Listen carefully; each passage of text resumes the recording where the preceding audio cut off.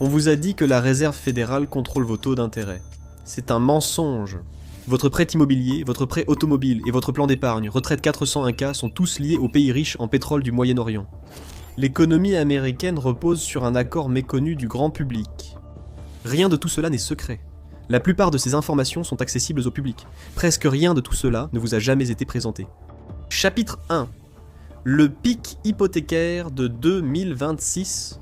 En mars 2026, le taux moyen des prêts hypothécaires sur 30 ans a augmenté de 13 points de base.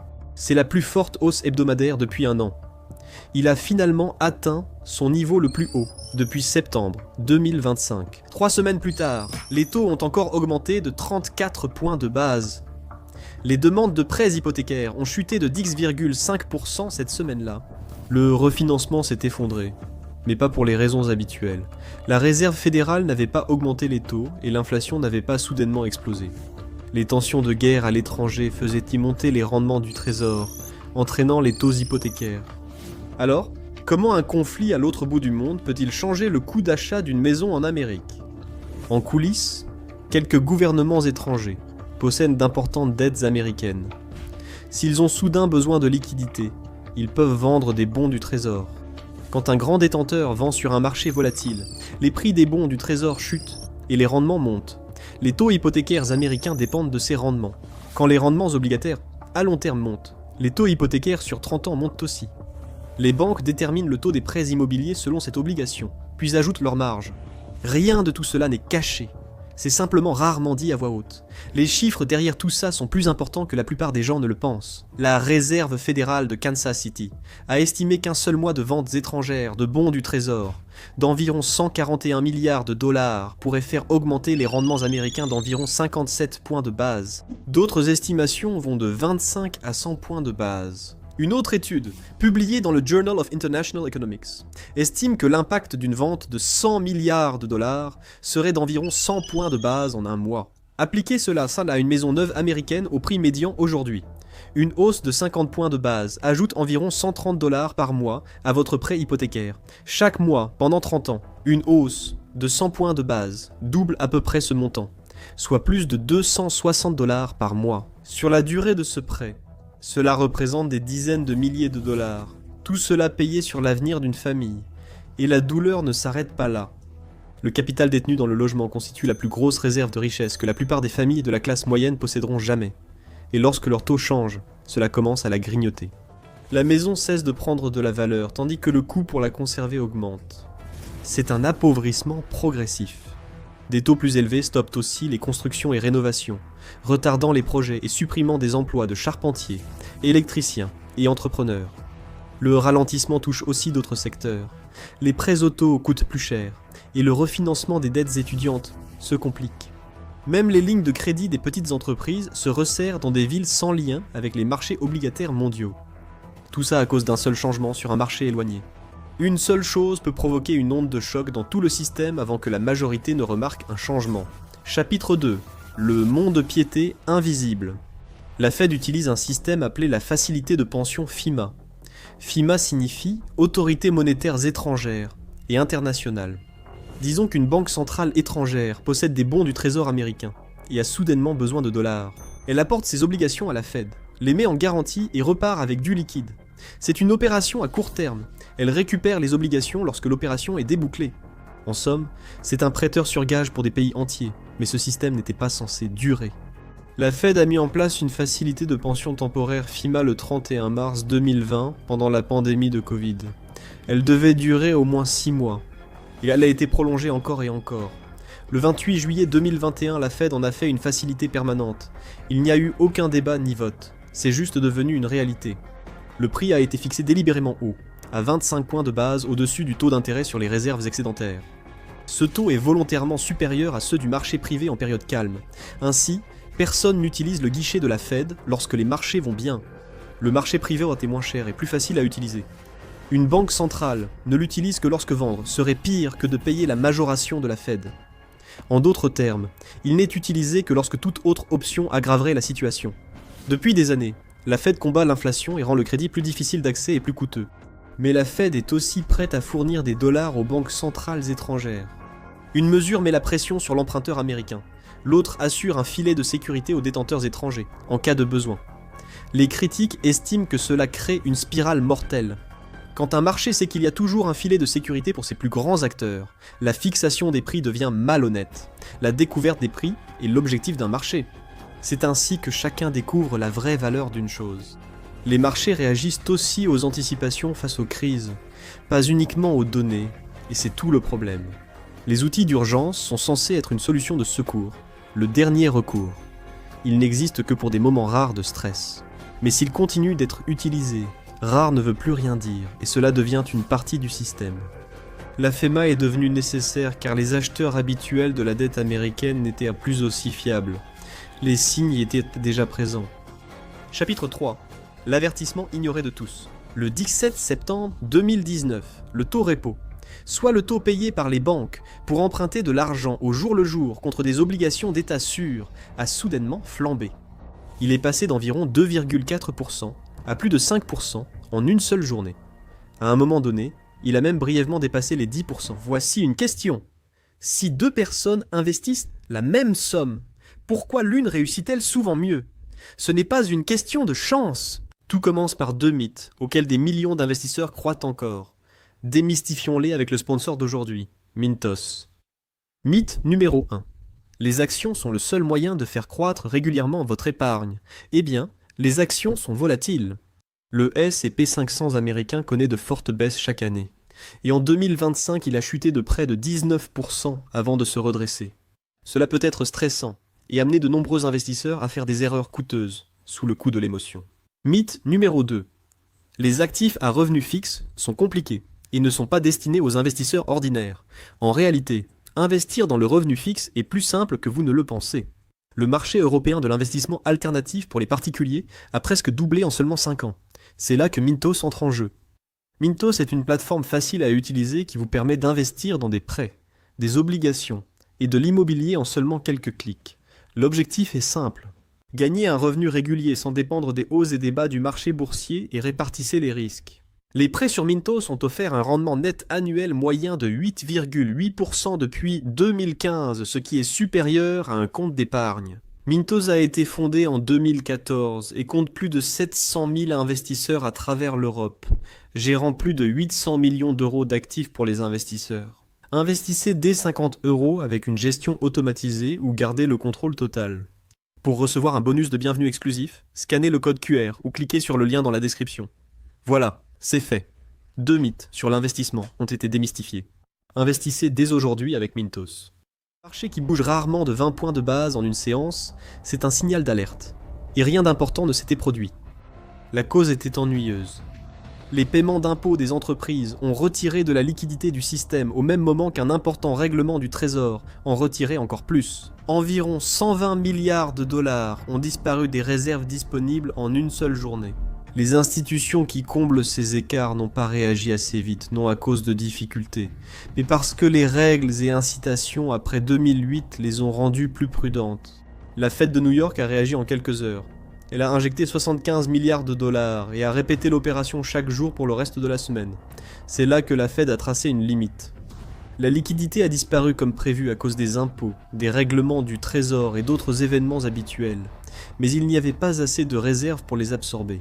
Plus personne aux commandes ne pouvait dire avec certitude où se trouvait réellement le niveau de sécurité. Alors, 2 ans plus tard, en juillet 2021, la Fed a rendu cela permanent.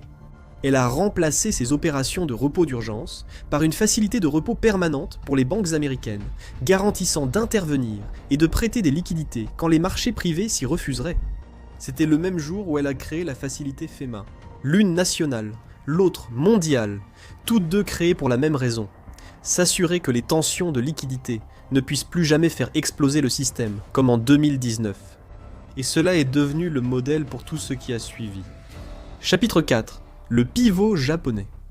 Les institutions japonaises ont longtemps compté parmi les détenteurs les plus stables de la dette publique américaine.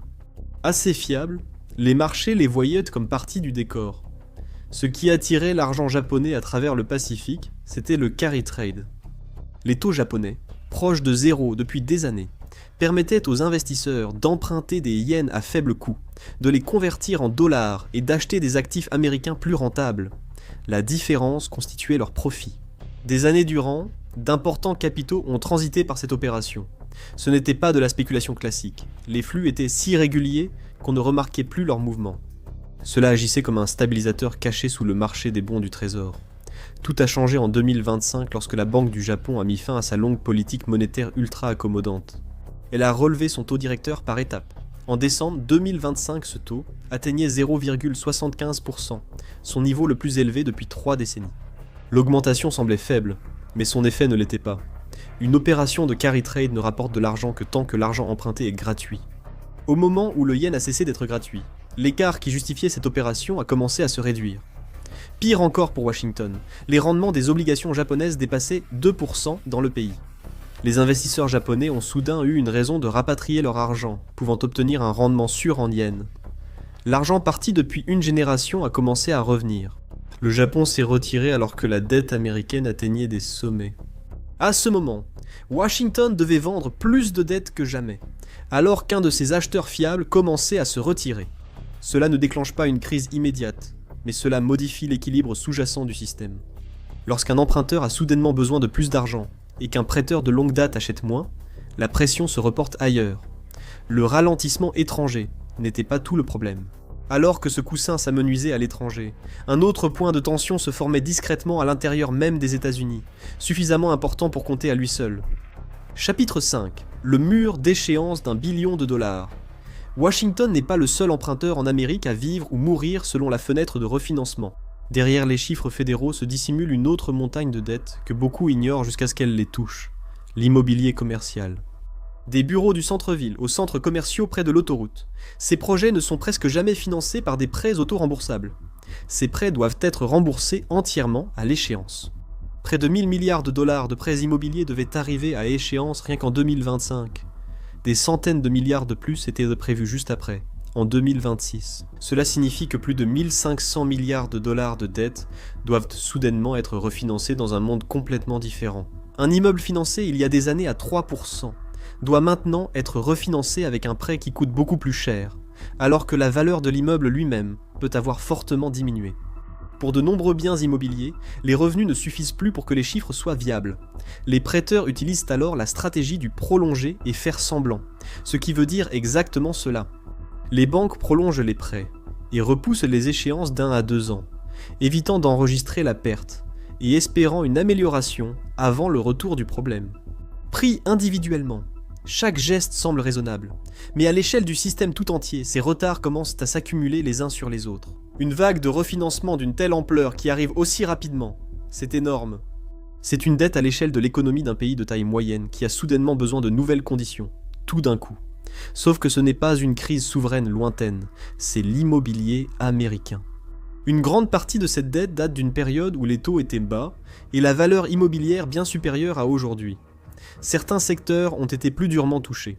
35% des prêts hypothécaires hôteliers et 24% des prêts hypothécaires de bureaux sont arrivés à échéance cette même année. Les bureaux ont un problème supplémentaire. Le monde du travail a cessé de les utiliser durant la pandémie de Covid, faisant du télétravail la nouvelle norme. Moins de travailleurs sont revenus, les immeubles se sont vidés et leur valeur a chuté. Les prêts arrivent à échéance pour des biens désormais moins chers qu'à l'origine. Les hôtels connaissent un problème similaire. Leurs revenus varient selon la demande de voyage et les budgets de conférences. Les deux ont diminué. Cette pression ne reste pas confinée à l'immobilier. Elle se répercute directement sur le système bancaire, en particulier sur les petites banques régionales et communautaires. Elles ont souvent de lourdes dettes immobilières commerciales, et sont aussi celles sur lesquelles de nombreuses petites entreprises comptent au quotidien. Une banque avec des prêts immobiliers fragiles devient plus prudente et restreint les crédits. Les petites entreprises et les primo-accédants sont alors davantage sous pression. C'est là que tout s'imbrique. Plus tôt, la demande étrangère de dette américaine a diminué. Désormais, le crédit domestique se resserre. Deux points de pression distincts commencent à s'opposer l'un à l'autre. Et comme les pertes ne sont pas encore complètement apparues, le système entre dans un état étrange. Tout le monde sait que la tension existe, mais personne ne veut être le premier à l'intégrer complètement dans les prix. Les banques prolongent le prêt ou modifient les conditions, accordant parfois plus de temps à l'emprunteur. Techniquement, le prêt peut toujours sembler à jour sur le papier parce que les paiements continuent d'être effectués selon le nouvel accord, mais les pertes ne disparaissent pas. Elles restent simplement là, à s'accumuler discrètement, jusqu'à ce que le système n'ait plus la capacité de continuer à les reporter. Chapitre 6. La pénurie de liquidités en dollars. Le Golfe fonctionne grâce à un flux constant de monnaie américaine. Le pétrole est coté en dollars, l'argent des exportations revient en dollars. Les fonds souverains sont tous évalués en dollars. Lorsque la guerre contre l'Iran a éclaté à la fin du mois de février 2026, le conflit a eu un impact mondial. La fermeture du détroit d'Ormuz a étouffé le flux d'environ 1/5 du pétrole mondial. Les prix du pétrole ont augmenté, et les anticipations d'inflation ont suivi le même mouvement. Les rendements des bons du trésor et les taux des crédits immobiliers ont également augmenté. Avec l'instabilité croissante dans la région, les gouvernements du Golfe ont accru leur recours à la liquidité en dollars. Ces pays sont souvent présentés comme des prêteurs, puissances riches achetant gratte-ciel, équipes sportives et parts d'entreprises à travers le monde. Mais lorsque le financement en dollars se resserre, même eux peuvent en ressentir les effets. Les pays que l'on imagine financièrement intouchables dépendent toujours des mêmes mécanismes de la réserve fédérale que tout le monde. Lorsque la pression augmente, eux aussi ont besoin d'accéder au dollar. Rapidement. Ce qui signifie que l'image d'une indépendance totale n'a jamais vraiment été réelle. Elle n'était solide que lorsque la liquidité en dollars était abondante. À ce moment-là, les banques étrangères font face à un choix difficile. Soit vendre massivement des bons du trésor sur un marché déjà tendu, ce qui crée aussitôt un nouveau problème. Vendre fait baisser la valeur des obligations et monter les rendements, ce qui signifie que celles que vous détenez perdent aussi de la valeur. Vous réglez le problème de liquidité en dégradant votre propre bilan. Donc, la plupart ne veulent pas faire cela, à moins d'y être absolument obligés. Ce qui signifie qu'elles utilisent plutôt les dispositifs de soutien, en dollars, de la Fed. Ils empruntent des dollars en déposant des garanties, et évitent de jeter des obligations sur le marché. Et cette décision peut avoir des répercussions jusque dans les foyers américains. Si beaucoup de bons du trésor arrivent sur le marché, les rendements et les taux hypothécaires montent, affectant aussi les portefeuilles de retraite. Une décision de liquidité à l'étranger peut changer le paiement mensuel d'une maison très éloignée. Les banques étrangères le comprennent. Faute de lignes de swap ou de facilité de pension, elles doivent liquider des bons du trésor sur le marché libre. La vente forcée peut vite s'accélérer, faisant bondir les rendements et déstabilisant l'ensemble. Des dispositifs de soutien servent à stopper cette chaîne avant qu'elle ne démarre. Et techniquement, ces dispositifs sont conçus pour protéger la Fed contre des pertes directes de change. Donc, ce n'est pas un simple plan de sauvetage comme les gens l'imaginent. Mais le changement plus large reste bien réel, et l'utilisation répétée devient la norme puis s'intègre au système. Chapitre 7. Qui possède aujourd'hui la dette ? On pourrait imaginer un swap en dollars dans des arrière-salles enfumées à Washington. Un État pétrolier du Golfe arrive à Washington, pose des exigences et menace de vendre des bons du trésor s'il n'obtient pas gain de cause. Ce n'est pas ainsi que cela fonctionne. Les discussions sur les lignes de swap sont des précautions, pas des ultimatums. Les pays aux grandes réserves veulent être sûrs d'avoir accès à la liquidité, même si les marchés se bloquent ou que le financement en dollars se tend. Les avoirs du Koweït en bons du trésor américain atteignent un record de près de 66 milliards de dollars. Les avoirs des Émirats arabes unis, estimés à des dizaines de milliards, sont en hausse, adossés à des réserves bien supérieures.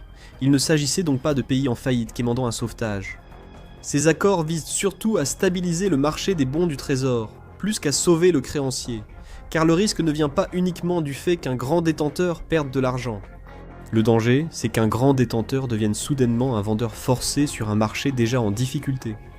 Le mot « précaution » porte ici beaucoup de poids. Il s'agit moins d'une aide d'urgence que de rassurer suffisamment les principaux créanciers pour qu'ils continuent de détenir la dette. Cela place les États-Unis dans une position inconfortable. Sans assurance des décideurs aux principaux détenteurs, le risque de vente de panique augmente. Si les décideurs instaurent des mécanismes permanents pour rassurer, la dépendance devient structurelle. L'émetteur de la monnaie de réserve gère désormais les conditions pour que ses créanciers continuent de le financer aisément. Aucune option n'est vraiment idéale. Lorsqu'un grand détenteur devient plus prudent, les autres le remarquent. C'est ainsi que les comportements financiers se propagent. Si un grand acteur se couvre, les autres se demandent s'ils doivent l'imiter. Et c'est important parce que le marché des bons du trésor repose sur une hypothèse mondiale qui existe depuis des générations. La dette du gouvernement américain est censée être l'actif sûr, la fondation sur laquelle tout repose. Mais les fondations ne se fissurent que rarement d'un seul coup. En général, la confiance s'érode progressivement. Pendant des décennies, la dette américaine était surtout achetée par les banques centrales alliées, pour des raisons stratégiques et monétaires, sans vente paniquée en cas de mauvais trimestre. Cela a changé. En 2024, Les investisseurs privés étrangers sont devenus les principaux détenteurs étrangers de bons du Trésor américain, dépassant les gouvernements. Leur capital agit très différemment. Ces institutions ne sont pas faites pour rester immobiles au nom de la stabilité géopolitique ou de la gestion à long terme des réserves. Beaucoup sont des gestionnaires d'actifs, fonds spéculatifs et traders à effet de levier opérant des transactions complexes sur les bons du Trésor et le marché des pensions via des réseaux financiers mondiaux. Leur travail est de bouger quand les conditions changent, ce qui fait que le marché a troqué une partie de son amortisseur pour quelque chose de plus réactif. Chapitre 8. Le grand soutien du dollar. La Réserve fédérale a assumé un rôle pour lequel elle n'était pas initialement conçue. Elle est désormais une source permanente de dollars, non seulement pour les banques américaines, mais aussi pour le système dollar mondial, y compris les banques centrales étrangères. On peut débattre si l'élargissement du rôle de la Fed dans le soutien mondial du dollar est positif ou un abus de pouvoir. Mais cette expansion a eu lieu, et la plupart ignorent jusqu'où elle est allée. L'engagement total de la Fed pour sauver le système depuis 2008 dépasse 29 000 milliards de dollars. C'est suffisant pour rembourser la grande majorité de la dette nationale des États-Unis en une seule transaction. Aucun dollar de cette somme n'a servi à construire une route, financer une école ou dynamiser l'économie. Le but était plus restreint. Empêcher un système sous pression de devoir reconnaître ses failles. Chaque dollar de cette somme a seulement acheté du temps. Aucun n'a permis de résoudre le problème. Ce qui a diminué, ce n'est pas l'argent, mais l'indépendance. La prospérité américaine était autrefois autofinancée car le monde voulait cette dette, mais cela s'est affaibli. De plus en plus de créanciers dépendent désormais de garanties officielles pour rester sur le marché, non comme exception mais comme présence attendue lors de pressions à la vente. Parallèlement, la base des détenteurs est devenue plus mobile et sensible aux variations des taux et conditions de liquidité. Ce changement a rendu plus difficile de compter uniquement sur la demande privée pour absorber la pression. Le filet de sécurité de la Fed n'est plus temporaire, il n'est plus limité. Le système repose maintenant sur deux facteurs incertains. La volonté des grands détenteurs de garder la dette américaine et le soutien constant de la Banque centrale s'ils s'en désengagent. Ce n'est pas une prédiction d'effondrement. C'est une description des conditions déjà présentes dans le système. Et des conditions comme celle-ci ne restent pas théoriques indéfiniment. Mais supposons que le pire se produise. Comment l'Américain moyen réagira-t-il à un dollar dévalué? Qui s'occupera des conséquences? Découvrez-le dans « Et si l'économie américaine s'effondrait ?» ou regardez cette vidéo.